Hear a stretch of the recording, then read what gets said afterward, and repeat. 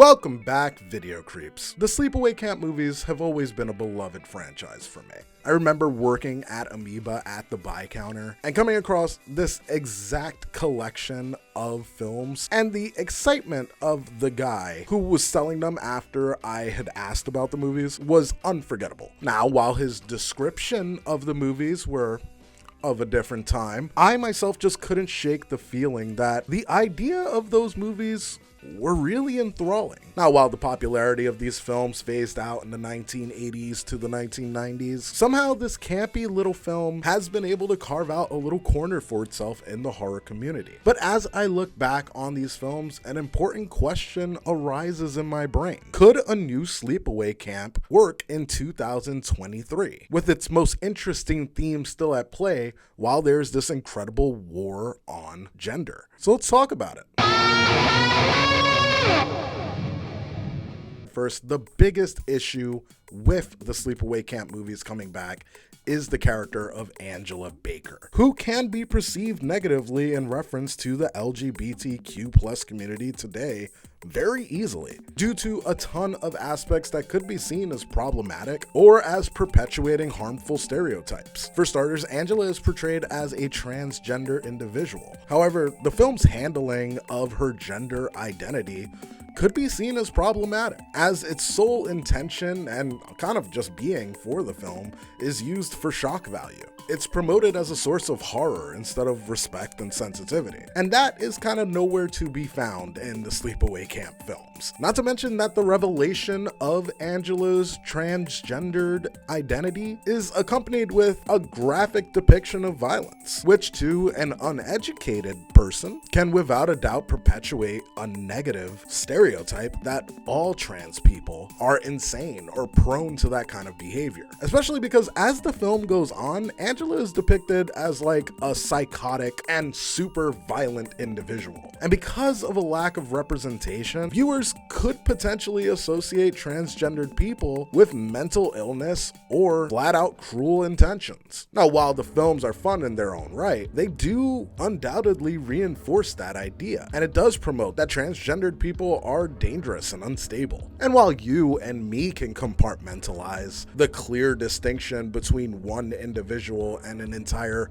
community of people, because of the film's handling of the subject, it also says that transgendered people are one-dimensional or abnormal, and it very clearly disregards the diverse experiences and identities of the LGBT community. Now, this isn't entirely the film's fault either. Sleepaway Camp was released in 1983, a time when LGBT+ representation and understanding was significantly limited compared to today, and for me, part of the fun is looking at the film's reflection of the era's ignorance and insensitivity towards transgendered individuals, and the misconceptions that have been challenged and debunked since the film released. As society's understanding and acceptance towards the LGBT community continues to evolve, there is a responsibility for media to represent those same values. So how could a Sleepaway Camp clean up its act enough to thrive in today's climate?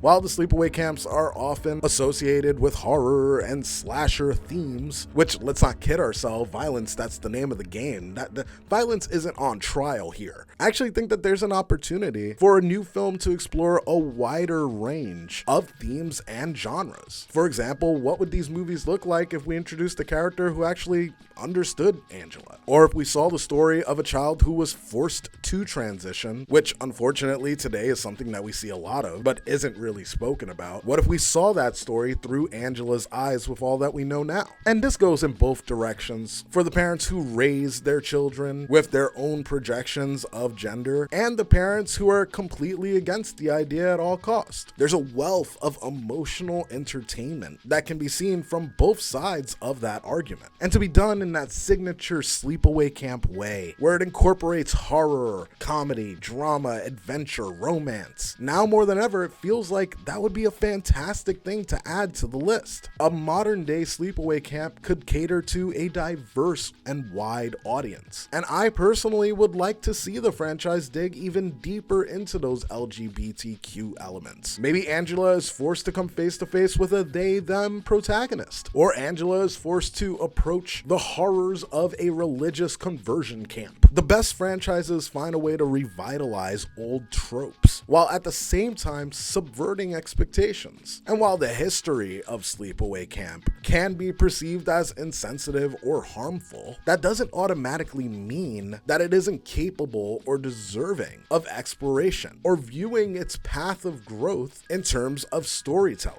In recent years, there's been a significant push for diversity and inclusion in all aspects of entertainment. Look at The Little Mermaid right now. A modern sleepaway camp can embrace this and feature a diverse cast of characters by presenting inclusive narratives and highlighting the value of that diversity. Now more than ever, I think a sleepaway camp could resonate with so many people and really change some of those old behaviors from the franchise and replace them with an inclusive and fostering place for all horror fans. In that way, Angela is actually very special and unique. She isn't like Michael Myers or Freddy Krueger in that same conventional way, because the themes of the franchise that it's already set up are a standout from its counterparts. And one could argue that the idea that she's trans at all shouldn't matter. And while I totally get that line of thinking, and there is a giant chunk of truth to it, as far as the genre goes and what it would mean for the genre,